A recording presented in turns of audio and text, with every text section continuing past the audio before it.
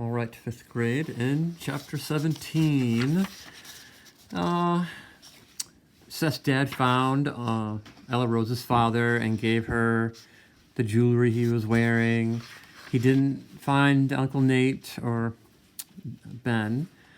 Everyone's trying to stay positive, but it's really tough given the fact that there's so much unknown. Chapter 18.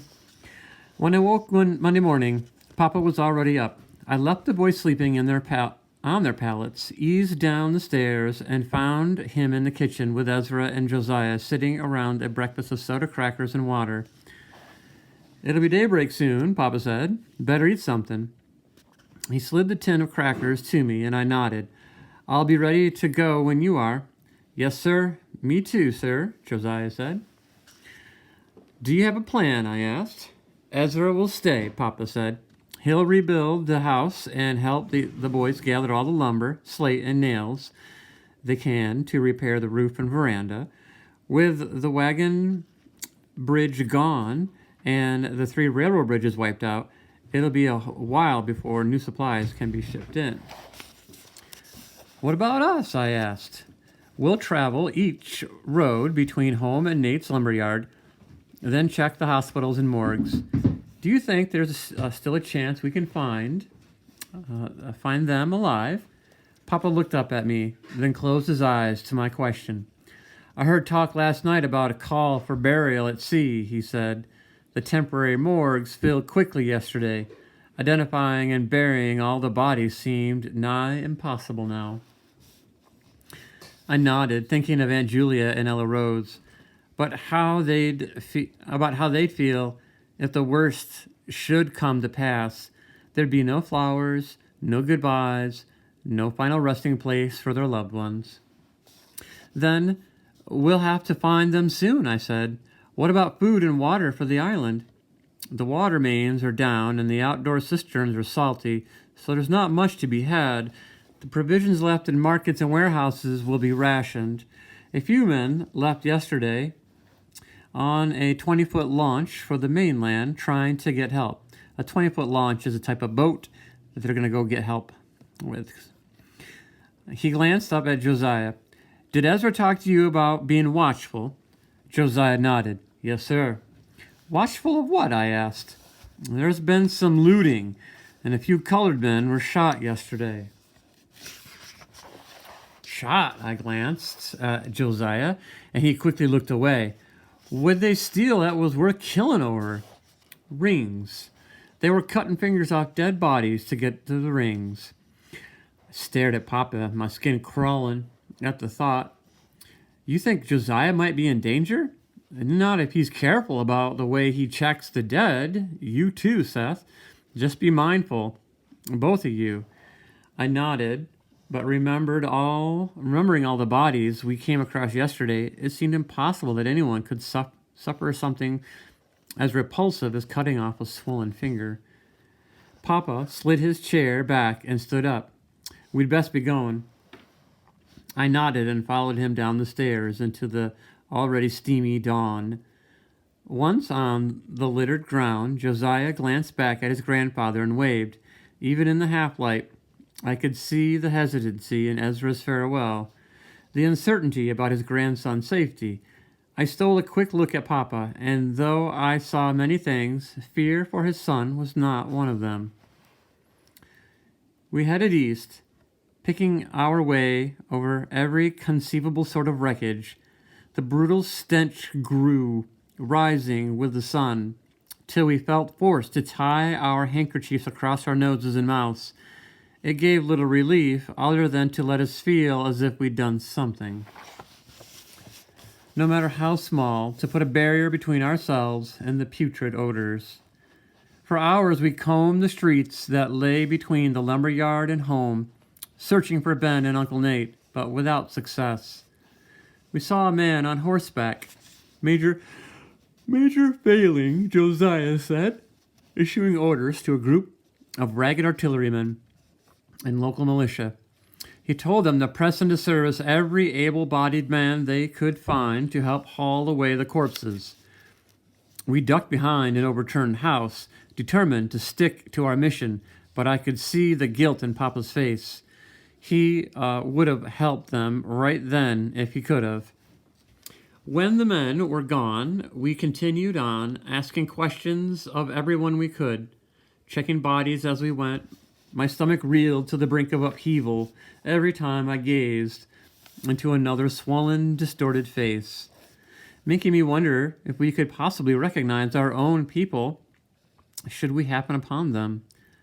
As the morning disappeared, I began to think we had no chance of finding them, especially when we saw what was left of the lumber yard.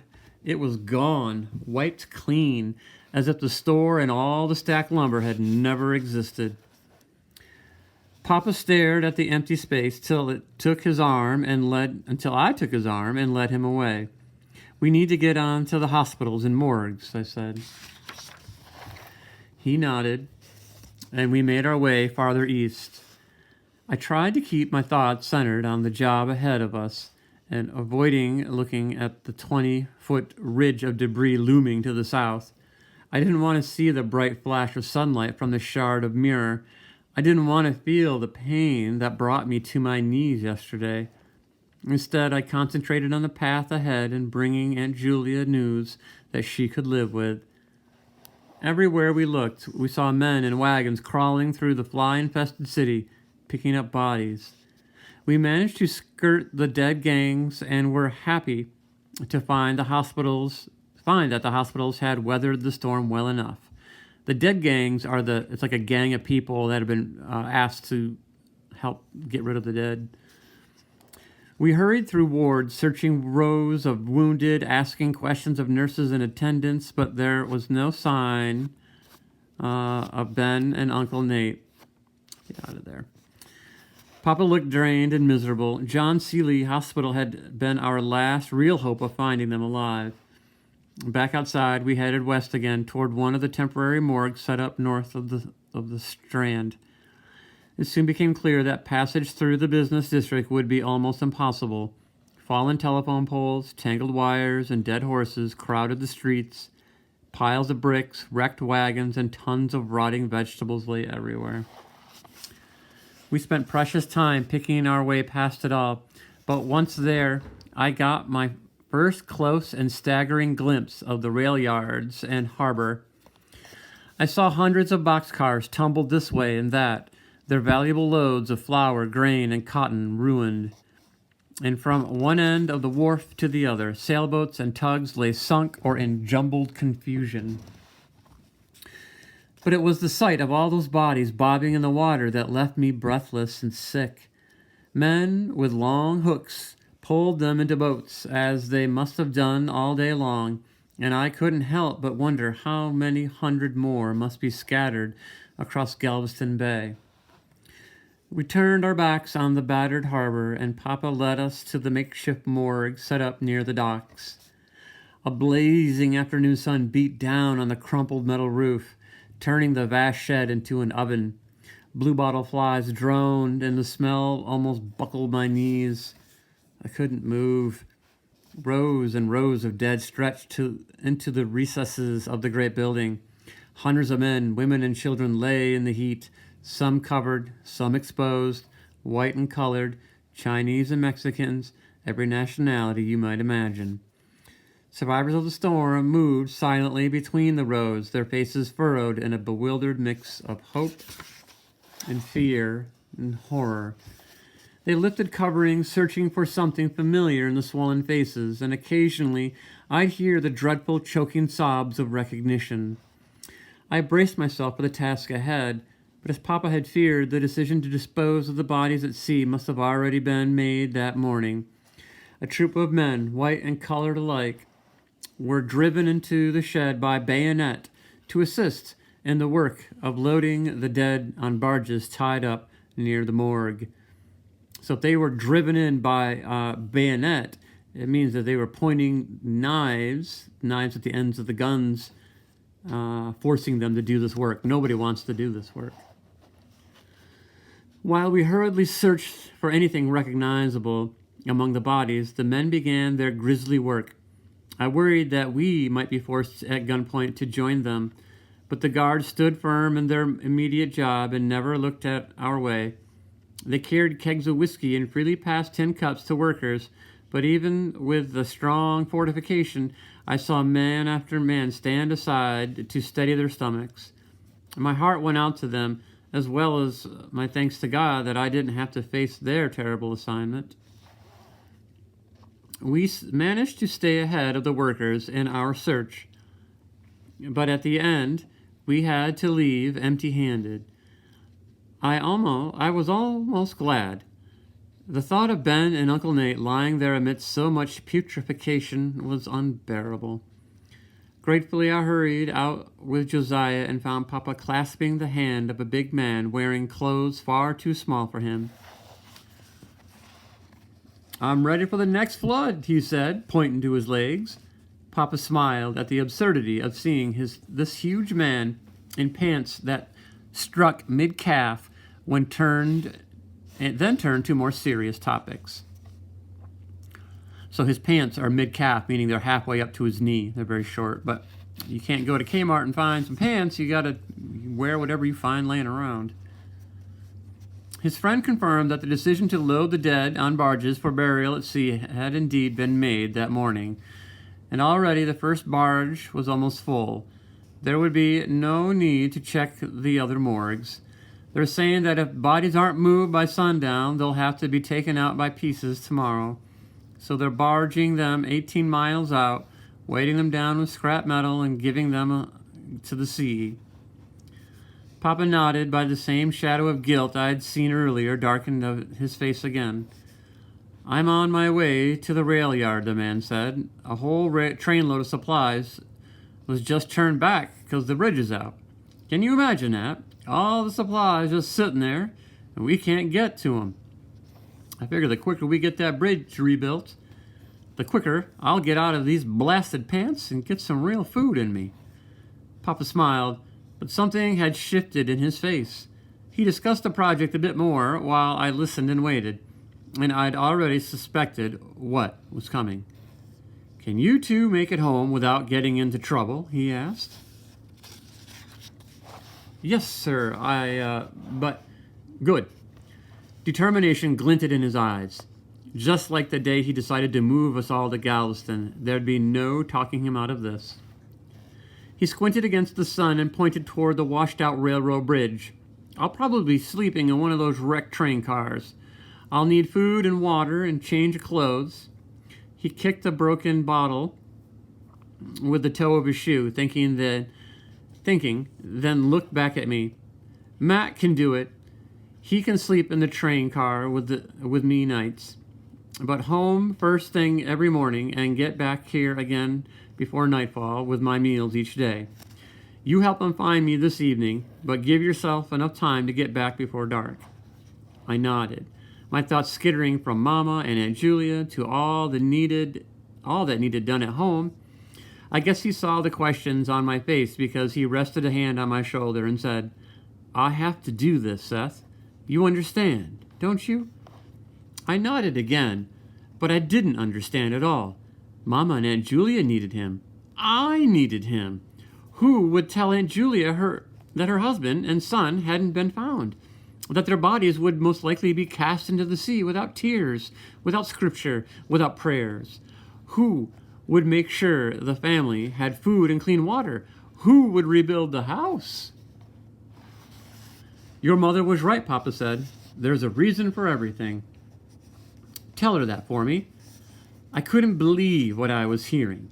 Anger flashed lightning hot through me, and this time I didn't bother hiding it. "What are you saying?" I spit at him. "That your reason for being here right now is to work on a bridge? What about your family?" He stared at me, and for a brief moment I saw something raw in his face, like a dozen fears had hit him all at once. I watched him draw a shaky breath, and a flush of satisfaction swept over me. Maybe now he'd finally understood that he couldn't possibly leave us, not at a time like this. But then his jaw clenched and his eyes hardened. "I need to do this," he said. "We both need to look to what we do best." With a quick turn, he hurried after his friend, then paused to holler over his shoulder, Bring blankets when you come tonight." He left me standing in the rubble, never once looking back, never once considering anyone but himself. I glared after him, watching till he disappeared behind a fallen roof, too stunned to think about what to do next. So here in this paragraph, you see Seth is assuming that his dad is thinking about only himself building that bridge. But once the bridge is completed, supplies can come onto the island for everybody. So really, his father is being very not selfish, selfless. He's going to work hard on this bridge for others. But Seth, whiny old Seth, does not see that. Josiah glanced over his shoulder at all the men carrying their ghastly burdens to the barge. Best we get on home now," he whispered, "before something bad happens." I glimpsed more bayonets and nodded. We turned south, headed toward Broadway, where there seemed to be less debris, and right away Josiah's long legs put half a block between us. Just as I was about to holler at him to slow down for me, I heard a loud shout. In seconds, Josiah was surrounded by 3 bayonets. I ducked behind an overturned buggy, fear thumping wild in my chest, and peered around a busted wheel. He glanced at me, eyes wide, then quickly turned away so the men wouldn't find me. Josiah was led to a larger group of workers, and it was then I realized why he'd drawn attention. He was lean, but his height made him look as old as any of them. Without another glance in my direction, he fell into step, marching back the way we'd come, north toward the barges. I held my breath while they passed just yards away from me, and heard one of the newly pressed workers pleading to be let go. "For heaven's sake," he said, "don't make me do that. I won't go. You can shoot me if you want to, but I will not and cannot do what you ask." The guardsman stopped and called his men to attention. "Load with ball cartridge," he ordered. "Take aim." The threat was all the poor man needed. He threw up his hands, and when the guns had been lowered, he hung his head and marched off behind Josiah to the barges. They really have no choice. Even after the footsteps faded, I couldn't move. Flies droned, and overhead seagulls called, and buzzards circled. I finally slunk away, avoiding the main streets, ducking and hiding all the way home. I could hardly let myself think about what Josiah would be facing. Guilt and horror squirmed inside me, but I knew I couldn't help him. I had to go home. I had to do what Papa wouldn't.